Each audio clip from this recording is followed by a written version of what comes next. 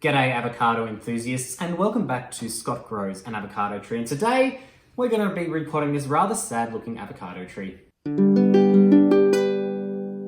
This avocado tree has been in soil for almost exactly a year and it's looking quite sad. Now it is pretty dry now, which is part of the reason why it's so droopy, and so once it's watered it will regain its turgidity, but it has been losing its turgidity, or how inflated I suppose it is, quite quickly over the last couple of weeks, and that is because I reckon this is quite root bound. Now when I planted this tree about a year ago, and I don't have any footage of that because that was at a workplace, the root ball was quite solid. It had a lot of roots. So what I'm predicting that when I take it out of the pot, we're going to see a lot of root mass around the edges and at the bottom. And actually we can see roots coming out of the bottom now trying to make their way to get more water. So what's happened at the moment, the reason why we are losing turgidity so quickly is because the roots just can't take up enough water at the moment. They're competing for water in there. There's not enough water for the roots. We're having some problems. So I'm expecting that once this has been repotted, in a couple of weeks, we should be back to normal. We'll be getting some great growth and we'll have a much happier tree. So I'm going to narrate the next bit after I do it because it's currently blowing a gale at the moment and my microphone won't be able to pick it up. But we're going to move outside and we're going to get to it. To start with, I want to take the tree out of the container. I want to do this without damaging the tree, so I'm going to try to avoid pulling it out by the trunk. To do this then, I need to loosen it from the pot. The best way that I've found to do this, and this goes for any tree that's in a pot, is to lie the pot on a surface that's not going to scratch it. If you don't have artificial turf like I do in my backyard, you might want to just use grass, or you could lie down a tarpaulin or a towel and gently roll back and forth the pot, tapping the sides to loosen the soil. Then once it's nice and loose, you can kind of get your hands in there and pull out the tree with the root ball. Now we can get a good look at that root ball and we can see that it has been quite root bound. I probably shouldn't have left it in this pot for too long. That's my bad, but I think we've got a chance to redeem it. I'm a little bit concerned about the color of those roots as well. There might be a touch of root rot, so it's going to be really important to maintain well-draining soil going forward, proper watering, and I might even treat it with a hydrogen peroxide solution at some point in the near future. The next step is going to be to ready the new pot and mix the soil.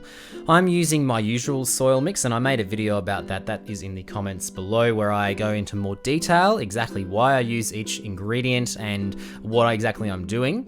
But to simplify it, I'm using about 1 part perlite, 1 part peat moss and 1 part just regular cheap potting mix. I might add a little more perlite in there so it's a little bit more than 1/3, just to really ensure that we are well draining. I'm also going to put in some slow release fertilizer to help the potting medium have that little bit of a nutrient boost. I like to dampen the soil so that I don't breathe in the dust while I'm mixing it up. Once I'm happy with the soil mix and I've got enough in there, so keeping in mind that I'm not adding a lot of soil when I'm planting the root ball, so I want to make sure that I've got enough soil in there so that it fills up almost the whole container. I dig a hole with my hand and I place the avocado tree in and I fill it with soil. Now I wasn't quite happy with how much soil I had in there, so I mixed a little bit more on top as well. You'll notice that I've got a stake in there. That's to help support the tree as it grows taller, and it's going to especially need it now as its roots haven't got an awesome hold into its new container just yet. Later on down the track that may not be as necessary, especially if you're keeping it indoors. Now all that's left is to water, and I give a really good drink to my trees whenever I first plant them into a container to help settle the roots in and settle the soil around them. I'm using a seaweed solution to water this tree, and I do that to help support the health of the roots. They especially need this extra boost of support when they are being transplanted, because transplanting is one of the most stressful events in the life of your trees. And we are all done. We're going to check in a couple of days to see how it's faring.